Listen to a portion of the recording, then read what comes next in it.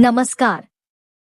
आज हम बात करेंगे एक ऐसी किताब की जिसने लाखों लोगों की सोच और जीवन को बदल दिया। इस किताब का नाम है द पावर ऑफ नाउ, यानी वर्तमान की शक्ति, और इसके लेखक हैं एकहार्ट टोले। यह किताब हमें सिखाती है कि जीवन में शांति, आनंद और मुक्ति तभी संभव है जब हम पूरी तरह से वर्तमान क्षण में उपस्थित होते हैं। तो आइए समझते हैं इस पुस्तक के मुख्य विचार सरल भाषा में। पहला बिंदु, आप अपने मन नहीं हैं। क्या आपने कभी महसूस किया है कि आपका मन लगातार बातें करता रहता है? जैसे, मैं अच्छा नहीं हूँ, मुझे यह नहीं करना चाहिए था, अगर ऐसा होता तो। यह लगातार चलती हुई विचारों की भीड़ आपको थका देती है। लेकिन लेखक कहते हैं, आप विचार नहीं हैं। आप वह हैं जो इन विचारों को देख सकते हैं। जैसे कोई ट्रैफिक लाइट पर खड़ा होकर गाड़ियों को गुजरते हुए देखता है, बस वैसे ही आप अपने विचारों को सिर्फ देखें, बिना जुड़ाव के। दूसरा बिंदु, चेतना ही मुक्ति है। हर दर्द, हर पीड़ा तब जन्म लेती है जब हम वर्तमान से दूर हो जाते हैं। हम या तो अतीत की यादों में उलझे रहते हैं या भविष्य की चिंता में खोए रहते हैं। लेखक कहते हैं, जब आप पूरी तरह से अब में होते हैं तो पीड़ा गल जाती है। उदाहरण के लिए, मान लीजिए कि आपने किसी अपने को खो दिया। आपका मन बार बार कहता है, काश ऐसा नहीं होता।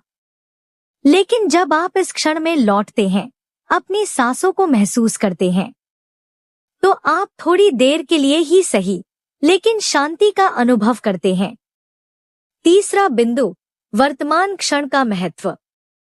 हम सब यही सोचते रहते हैं, जब मेरी नौकरी लग जाएगी तब मैं खुश रहूंगा, जब शादी होगी, जब घर बनेगा, तब शांति मिलेगी। लेकिन ऐसा कभी नहीं होता। क्यों? क्योंकि जीवन सिर्फ इसी पल में है। न अतीत सच है, न भविष्य।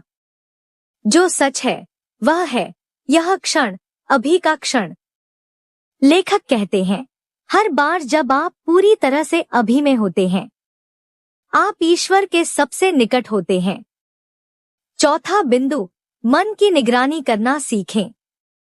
सोचिए, जब आप बिन वजह परेशान होते हैं, तो क्या आपने कभी अपने मन को रोका है और पूछा है, मैं यह सब क्यों सोच रहा हूँ? यह अभ्यास ही आत्मिक विकास का पहला कदम है। जब आप कहते हैं, अभी मेरे मन में क्रोध आ रहा है, तब आप क्रोध से अलग हो जाते हैं। आप क्रोध को नियंत्रित करने लगते हैं, वो आपको नहीं। पांचवा बिंदु, दर्द शरीर। हर इंसान के अंदर एक भावनात्मक बोझ होता है। बीते हुए कल का दर्द, अधूरी इच्छाएं, रिश्तों की चोटें। लेखक इसे पेन बॉडी कहते हैं, एक तरह का भावनात्मक शरीर। यह शरीर कभी कभी अचानक सक्रिय हो जाता है, जैसे गुस्से का फूट पड़ना, बिना कारण के उदासी या पुराने जख्मों को याद करना। जब आप उसे पहचान लेते हैं, यह मेरा दर्द शरीर बोल रहा है, मैं नहीं, तो वह अपनी शक्ति खो देता है। छठा बिंदु, सच्चे रिश्तों की शक्ति।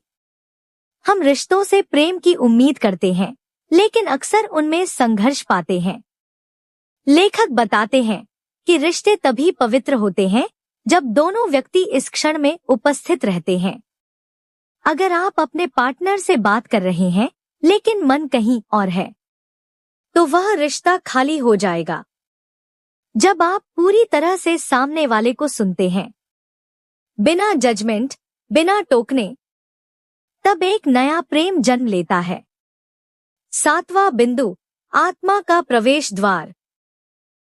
लेखक कहते हैं, जब विचार शांत हो जाते हैं, जब भीतर मौन हो जाता है, तब आप उस अनदेखी ऊर्जा से जुड़ते हैं जिसे हम आत्मा, ब्रह्मा या शुद्ध चेतना कहते हैं। आप इसे ध्यान में महसूस कर सकते हैं। प्रकृति के बीच बैठकर महसूस कर सकते हैं, या कभी किसी को बिना बोले देखकर बस मौन में भी। 8वां बिंदु, समर्पण का महत्व। समर्पण का मतलब हार मानना नहीं है।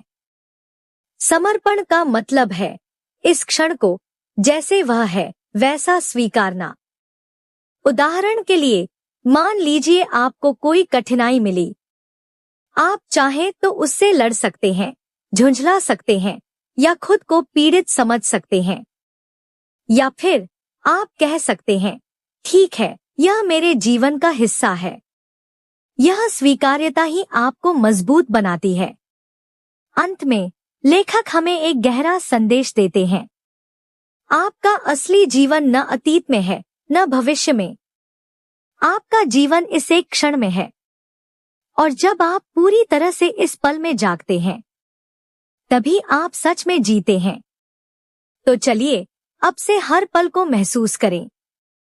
हर सांस को सच में जिए, क्योंकि यही पल, यही अब आपकी मुक्ति का द्वार है। धन्यवाद।